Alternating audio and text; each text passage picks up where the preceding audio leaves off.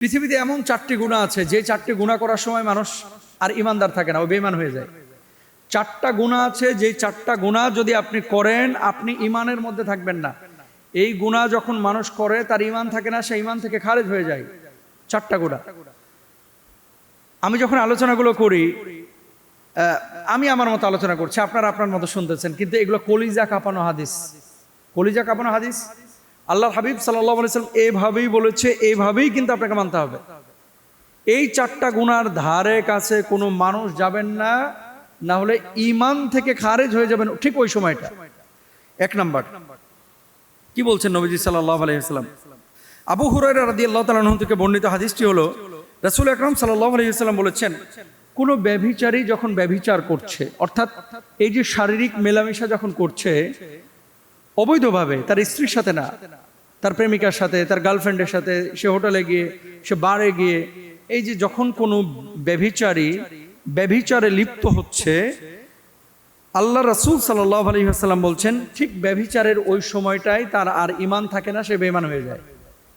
যখন সে বন্ধ করে সে আবার ফিরে আসে, কিন্তু গুনাহে কবিরার কারণে কিয়ামতের ময়দানে আল্লাহ তাআলা অসংখ্য সময় তাকে জাহান্নামের আগুনে জ্বালাবেন। তাহলে ব্যভিচারী যখন ব্যভিচার করে তার ঈমান থাকে না, সে বেঈমান হয়ে যায়। এক নাম্বার। দুই নাম্বার, কোনো মদ পানকারী যখন শরাব পান করে, সেটা শরাব হতে পারে, সেটা ইয়াবা হতে পারে, সেটা অন্যান্য নেশা জাতীয় জিনিস হতে পারে, যখন কেউ এই নেশা জাতীয় জিনিসের সাথে সম্পৃক্ত থাকে তখন তার ঈমান থাকে না। চার নাম্বার হচ্ছে কোনো চোর যখন চুরি করে তার ঈমান থাকে না। তিন নাম্বার, কোনো চোর যখন চুরি করে তার ঈমান থাকে না। চার নাম্বার, কোনো ছিনতাইকারী এমনভাবে ছিনতাই করে যে মানুষ তা দেখার জন্য তাদের চোখ সেদিকে উত্তোলিত করে। মানে ছিনতাইকারী ছিনতাই করে যে মানুষ তা দেখার জন্য তাদের চোখ সেদিকে উত্তোলিত করে, তখন সে মুমিন থাকে না। তাহলে ছিনতাই যে করে তখন ঈমান থাকে না। ওই ছিনতাইকারীর কার্যক্রম যখন শুরু করে ঈমান থাকে না। চুরি যখন করে ঈমান থাকে না। তারপরে শরাব যখন পান করে ঈমান থাকে না। আরেকটা হচ্ছে জেনা যখন করে ঈমান থাকে না। এখন ধরেন চাঁদাবাজ যখন চাঁদাবাজি করে তার কি ঈমান থাকে? ডাকাতি করা, ছিনতাই করা, চাঁদাবাজি করা সমান অপরাধ, কিন্তু সমান অপরাধ। কেন সমান অপরাধ? এটা জোরপূর্বক মানুষের হক নিয়ে আসা। আপনি কোনো কাজ করলেন না, কিন্তু জোরপূর্বক ভাবে। জানেন, কালকে রাত্রে আমাকে ত্রিশাল থেকে একজন ফোন করেছে, হুজুর আমি ডিসেবল, আমি প্রতিবন্ধী, আমার একটা দোকান ছিল, সেই দোকানের জন্য 1.5 লক্ষ টাকা আমার কাছে চাঁদা চাওয়া হয়েছে। পরে আমি ডিসেবল প্রতিবন্ধী হওয়ার পরে আমি এই দোকান ছেড়ে দিয়েছি, আমি কোথায় টাকা পাবো? যাই হোক, দোকান তারা নিয়ে চলে গেছে। যে কথাটা বলতে যাচ্ছি, যে এগুলোর ব্যাপারে ভয়ানক হাদিস আছে, কিন্তু আমাদের ভাইয়েরা বোনেরা এগুলোর ব্যাপারে বোঝে না। সুতরাং এই চারটা পাপের ধারে কাছে যায়েন না, হক নিয়ে নাড়াচাড়া করেন না, নিজের দুনিয়া আখিরাত সবই শেষ করে ফেলবেন। আল্লাহ বুঝদান। মোহতারামা, আমার বাচ্চা রাত্রেবেলায় প্রচন্ড রকমের কান্নাকাটি করে। কি কারণে কাঁদতেছে আমি বুঝতে পারতেছি না। এমত অবস্থায় এই বাচ্চার কান্না থামানোর জন্য কি করতে পারি মা হিসেবে? বাচ্চারা রাত্রিবেলায় মূলত 3টা কারণে কাঁদে। এটা হাদিস থেকেই বোঝা যায়। আল্লাহ রাসূল সাল্লাল্লাহু আলাইহি ওয়াসাল্লামের কিছু হাদিস রয়েছে, এটা আমি বলতেছি একটু পরেই। মূলত 3টা কারণে বাচ্চারা রাত্রিবেলায় কাঁদে। একটা হচ্ছে ভয়ানক স্বপ্ন দেখে। 2 নম্বর বিষয় হচ্ছে অসুস্থতা, পেটে ব্যথা অথবা গ্যাস ট্যাস হয়েছে, এটা দুনিয়াবী বিষয়। আর 3 নম্বর বিষয় হচ্ছে বদজিনের খোঁচাখুচি। অপবিত্র জীবনযাপন করেন, সাফার করে হচ্ছে বাচ্চারা। সারাদিন সিনেমা দেখতেছেন, মোবাইলে চ্যাটিং ফ্যাটিং করতেছেন, সারাদিন গান বাজনা করতেছেন, সারাদিন অপবিত্র অবস্থায় বিছানাটাকে রেখে দিচ্ছেন। এই যে ধরনের কোনো অ্যাটিচিউড যদি আপনার থেকে হয়ে থাকে, তাহলে বাচ্চারা সাধারণত এই ধরনের সাফার করে। তাহলে কি করতে হবে? নবীজি সাল্লাল্লাহু আলাইহি ওয়াসাল্লামের যে ফর্মুলা, সেই ফর্মুলার দিকে একটু তাকান। প্রথমত দেখেন যে বাচ্চার পেট টেট ফুলে গেছে কিনা, বা শারীরিক কোনো অসুস্থতা আছে কিনা, এটা ডাক্তারের সাথে পরামর্শ করবেন। পেট ফুলে একেবারে ফুটবল হয়ে রয়েছে আর আপনি হুজুরের কাছে খালি পানি পড়া চাইতেছেন, তো আগে তো গ্যাসটা আপনাকে বাইর করতে হবে। পানি পড়া এই জন্য চাইতে পারেন যে মোহতারাম, কোরআন যেহেতু শিফা, একটু ঝাড়ফুঁক করে দেন, আমি এই পানিটা খাওয়াই, রাইট? আচ্ছা, সেটার জন্য আপনি পানি পড়া নিতে পারেন, কিন্তু পেটের গ্যাস বাইর করার জন্য আপনার তো ওষুধ খাওয়াইতে হবে, এটা তো দরকার। পিঠে ফোড়া উঠেছে, আপনি টেরি পাইলেন না, কাঁদতেছে। তো দুনিয়াবী যে অসুখগুলো আছে এগুলো ডাক্তারদের শরণাপন্ন হবেন। 2 নম্বর, নবীজি সাল্লাল্লাহু আলাইহি ওয়াসাল্লাম দেখেন, অদৃশ্যগত দিক বিবেচনা করা যেতে পারে যদি কোনো ক্লু না খুঁজে পাওয়া যায়, যেমন জিন ও শয়তানি কুপ্রভাব। জাবির রাদিয়াল্লাহু তাআলা আনহু থেকে বর্ণিত, রাসূল আকরাম সাল্লাল্লাহু আলাইহি ওয়াসাল্লাম বলেন, যখন রাতের আঁধার নেমে আসবে অথবা বলেছেন যখন সন্ধ্যা হয়ে যাবে তখন তোমাদের শিশুদেরকে ঘরে আটকায় রাখো। আটকানো মানে বুঝেন, ঘরের দরজাগুলো জানলাগুলো বন্ধ করে দেবেন। বিশেষ করে কখন? সূর্য যখন অস্তমিত হবে, ডুববে, ঘরের দরজা বন্ধ করে দেবেন, জানালাগুলো বন্ধ করে দেবেন। কারণ এই সময় জিনেরা, বজ্জিনেরা ছোটাছুটি করে। কি বলছেন? যখন সন্ধ্যা হয়ে যাবে তখন তোমরা তোমাদের শিশুদের আটকে রাখবে, কেননা এই সময় শয়তানেরা ছড়িয়ে পড়ে। আর যখন রাতের কিছু অংশ অতিবাহিত হয়ে যাবে তখন তাদের ছেড়ে দিতে পারো। তোমরা ঘরের দরজা বন্ধ করবে এবং আল্লাহর নাম স্মরণ করবে, কেননা শয়তান বন্ধ দরজা খুলতে পারে না। আপনারা তো সন্ধ্যা লাগলে বাচ্চাদেরকে নিয়ে রেস্টুরেন্টে খাইতে যান, অনেক সময় সন্ধ্যা লগ্নে বাচ্চাদেরকে নিয়ে বাইরে হাঁটতে বের হন। এগুলো একটা আহাম্মুখী কাজ। বিশেষ করে ছোট বাচ্চারা, তারা কিন্তু খুব কোমল, তারা খুব নরম। আপনি করতে জানে এগুলা, আর সমস্ত বিপদে পড়ে হচ্ছে এই বাচ্চারা। এই জন্য বাপমাকে বলবো, সন্ধ্যা যখন নেমে যাবে বাচ্চা নিয়ে বাইরে বের হবেন না।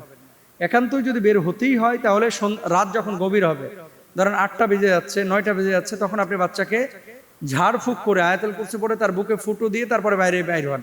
এটা করবেন। হুজুররা আবার এগুলো কি কয়, যখন ঠেলায় পড়ে, যখন বিপদে পড়ে, তখন আবার হুজুরদের কাছে দৌড়ে আসে। আগে যে কথাগুলো বলি এগুলো কিন্তু আমলে নেয় না অনেকে। যারা আমলে নিছে, আমাদের বাচ্চারা তো কাঁদে না, সিস্টেম তো আগে জানি, এজন্য কাঁদে না, এজন্য ভয় পায় না। আলহামদুলিল্লাহ। কোনো বিছানা টিছানা অপবিত্র রাখবেন না। যেই বিছানার উপরে মেলামেশা করতেছে এই বিছানাটাকে না ধুয়ে আবার ওর উপরে বসে বসে 7 দিন ধরে, কিছু খবিস আছে এরকম, 7 দিন 8 দিন লুঙ্গি ধয় না, জামা কাপড় ধয় না, বিছানা চাদরই করে না। আর মানে ঘরের ভিতরে ঢুকলে বিশ্বাস করেন একেবারে পেশাবের গন্ধে মনে হয় যে ঘরে পাঠা পালে, এরকম একটা অবস্থা। এরকম নোংরা যদি পরিবেশ থাকে ওই ঘরে জিনের আসর হবে। কারণ জিন, বজ্জিনেরা অপবিত্র জায়গা পছন্দ করে। কথা বুঝতে পেরেছেন? এগুলো নিয়ে কষ্ট নেবেন না আপনারা, এগুলো বুঝেন। আচ্ছা, এরপরে আসেন, রাসূল আকরাম সাল্লাল্লাহু আলাইহি সাল্লাম বলেছেন, এমন কোন নবজাতক নেই যাকে শয়তান খোঁচা দেয় না। যাকে শয়তান খোঁচায় সে চিৎকার করে কান্না শুরু করে। এটা আল্লাহ রাসূল সাল্লাল্লাহু আলাইহি সাল্লাম নিজেও বলেছেন। তো রাসূল সাল্লাল্লাহু আলাইহি সাল্লাম কি করতেন? হযরত হাসান হোসেন রাদিয়াল্লাহু তাআলা আনহুর ব্যাপারেও তিনি আয়াতুল কুরসি পড়ে হাসান হোসেনকে ফুৎকার দিয়েছেন। একটা দোয়া খুব বেশি নবীজি পড়তেন এবং হাসান হোসেনকে এই দোয়াটা পড়ে ফু দিতেন, আউযু বিকালিমাতিল্লাহি তাম্মাতি মিন কুল্লি শাইতানিন মুহাম্মাতিন ওয়া মিন কুল্লি আইনিন লাম্মাতিন। এই দোয়াটা আপনারা বেশি বেশি পড়ে, মানে নবীজি যেহেতু হাসান হোসেনকে ফুৎকার করেছে, আপনারা আপনাদের বাচ্চাদেরকে ফুৎকার করবেন ইনশাআল্লাহ, দেখবেন কেটে গেছে। আল্লাহ বুঝলেন আলামিনের জান্নাতের সার্টিফিকেট পেয়ে গেছিলেন, মানে জান্নাতের সুসংবাদ পেয়েছিলেন 10 জন নারী। এখন আমাদের সমাজে অনেক নারী কিন্তু আছে, কেউ নামাজ পড়ি, কেউ দিন ফলো করি। এখন আমরা অনেক সময় বলে থাকি যে হুজুর ইবাদতে নারীরা এগিয়ে নাকি পুরুষরা এগিয়ে। অনেকে কিন্তু এই কথা বলে। দেখেন, হর্তাকর্তা এবং একটা হেডমগিরি বা পুরুষের পৌরুষত্বের একটা ভাব, এটা আমাদের সমাজে কিন্তু সব জায়গায় আছে। নারী পুরুষকে আল্লাহ তাআলা দায়িত্ব আলাদা দিয়েছে, কিন্তু সম্মান কমায় দেন নাই। মানুষ হিসেবে সম্মান কিন্তু আল্লাহ তাআলা সবাইকে দিয়েছে। আর আল্লাহর কাছে সম্মানিত সেই, কে জান্নাতে যাবে কে জাহান্নামে যাবে এটা মানে আপনার ডিজার্ভ করে কোন জায়গায়? তাকওয়ার ভিত্তিতে। যে ইন্না আকরামাকুম ইনদাল্লাহি আতকাকুম, তোমাদের মধ্যে সবচেয়ে সম্মানিত হচ্ছে সেই যে আল্লাহকে সবচেয়ে বেশি ভয় পায় বা ভয় করে। 10 জন নারী, যে 10 জন নারীকে আল্লাহ সুবহানাহু ওয়া তাআলা এই দুনিয়াতে পাঠিয়েছিলেন আপনার আমার মায়ের মতো, আপনার আমার বোনের মতো, আপনার আমার কন্যার মতো, কিন্তু আল্লাহ তাআলা তাদেরকে এমন কাজ নিয়েছেন তাদের থেকে যে তাদেরকে জান্নাতের সুসংবাদ তারা পেয়েছিলেন। তারা কারা ছিলেন? 1 নম্বর, নবীজি সাল্লাল্লাহু আলাইহি ওয়াসাল্লামের একেবারে একনিষ্ঠ অনুগত প্রথম স্ত্রী হযরতে খাদিজা বিনতে খুয়াইলিদ রাদিয়াল্লাহু তাআলা আনহা। তিনি ছিলেন রাসূল সাল্লাল্লাহু আলাইহি ওয়াসাল্লামের প্রথম স্ত্রী এবং সন্তানদের মা। নারী পুরুষ সবার ভিতর তিনি সর্বপ্রথম ঈমান এনেছিলেন। দেখেন, খাদিজাতুল কুবরা রাদিয়াল্লাহু তাআলা আনহাকে আল্লাহ রাসূল সাল্লাল্লাহু আলাইহি ওয়াসাল্লাম যখন বিয়ে করলেন, নবীজির বয়স ছিল অনেক বেশি, খাদিজা রাদিয়াল্লাহু তাআলা আনহার বয়স ছিল বেশি, নবীজির বয়স ছিল কম। আল্লাহ রাব্বুল আলামিন নিজে সালাম পাঠিয়েছেন হযরত খাদিজাতুল কুবরা রাদিয়াল্লাহু তাআলা আনহাকে। যে সময় নবীজির ধারে কাছে কেউ ছিল না, ফাইন্যান্সিয়াল সাপোর্ট দেওয়ার মতো কোনো মানুষ ছিল না, যে সময় নবীজি আর্থিকভাবে ছিলেন দুর্বল, ঠিক সেই সময়টাই ইসলাম গ্রহণ করে সাইয়্যিদুনা খাদিজাতুল কুবরা রাদিয়াল্লাহু তাআলা আনহা আল্লাহর নবীকে সাপোর্ট করেছিলেন। আল্লাহ তাআলা পছন্দ করেছেন, তাকে সালাম পাঠিয়েছেন এবং জিবরিল আমিন জান্নাতের সংবাদ দিয়েছেন। সুবহানাল্লাহ। 1 নম্বর। আচ্ছা, তারপরে দেখেন আল্লাহর হাবিব সাল্লাল্লাহু আলাইহি ওয়াসাল্লাম কি বলছেন, হে আল্লাহ রাসূল, এই যে খাদিজা একটি পাত্র হাতে নিয়ে আসছেন, এই পাত্রে তরকারি অথবা খাদ্যদ্রব্য অথবা পানীয় ছিল। যখন তিনি পৌঁছে যাবেন তখন তাকে তার প্রতিপালকের পক্ষ থেকে এবং আমার পক্ষ থেকে সালাম জানাবেন, আর তাকে জান্নাতের এমন একটি ভবনের সুসংবাদ দিবেন যার অভ্যন্তরে ভাগ ফাঁকা মতি দ্বারা তৈরি করা হয়েছে, সেখানে থাকবে না কোনো প্রকার শোরগোল, কোনো প্রকার দুঃখ ক্লেশ। এটা কিন্তু বুখারী হাদিস। আবু হুরায়রা রাদিয়াল্লাহু তাআলা আনহু থেকে বর্ণিত, জিবরাইল আলাইহিস সালাতু ওয়াস সালাম নবী সাল্লাল্লাহু আলাইহি ওয়াসাল্লামের কাছে হাজির হয়ে কথা বলেছিলেন। তাহলে এক নম্বর হচ্ছে আম্মাজান খাদিজাতুল কুবরা রাদিয়াল্লাহু তাআলা আনহা। দুই নম্বর হচ্ছে ফাতিমা বিনতে মুহাম্মদ রাদিয়াল্লাহু তাআলা আনহা। আল্লাহ রাসূল সাল্লাল্লাহু আলাইহি ওয়াসাল্লামের সবচেয়ে কলিজার টুকরা পছন্দের সাইয়্যিদুনা ফাতিমাতুজ জাহরা রাদিয়াল্লাহু তাআলা আনহা, তিনি জান্নাতে যাবেন এবং তিনি জান্নাতে আল্লাহ সুবহানাহু ওয়া তাআলা উচ্চ তবকা তাকে দান করবেন। নবী সাল্লাল্লাহু আলাইহি ওয়াসাল্লাম ইন্তেকালের আগে তিনি কাঁদছিলেন। নবীজি কানে কানে কি যেন বললেন, তারপরে হাসলেন, মানে সর্বপ্রথম সাক্ষাৎ হবে তোমার সাথে আমার ইন্তেকালের পরে। তখন আম্মাজান ফাতিমা তিনি বুঝেছিলেন যে আমার ইন্তেকাল নবী সাল্লাল্লাহু আলাইহি ওয়াসাল্লাম ইন্তেকালের পরে সর্বপ্রথম হবে। 2 নম্বর গেল। 3 নম্বর আয়েশা বিনতে আবু বকর রাদিয়াল্লাহু তাআলা আনহা। 4 নম্বর তাআলা আনহা হাফসা বিনতে ওমর রাদিয়াল্লাহু তাআলা আনহা। তারপরে সুমাইয়া বিনতে খাইয়াত, উম্মে জুফারা রাদিয়াল্লাহু তাআলা আনহা। এরপরে হচ্ছে উম্মে সুলাইম রুমাইসা বিনতে মিলহান রাদিয়াল্লাহু তাআলা আনহা, উম্মে হারাম বিন মিলহান রাদিয়াল্লাহু তাআলা আনহা, ফাতিমা বিনতে আসাদ রাদিয়াল্লাহু তাআলা আনহা।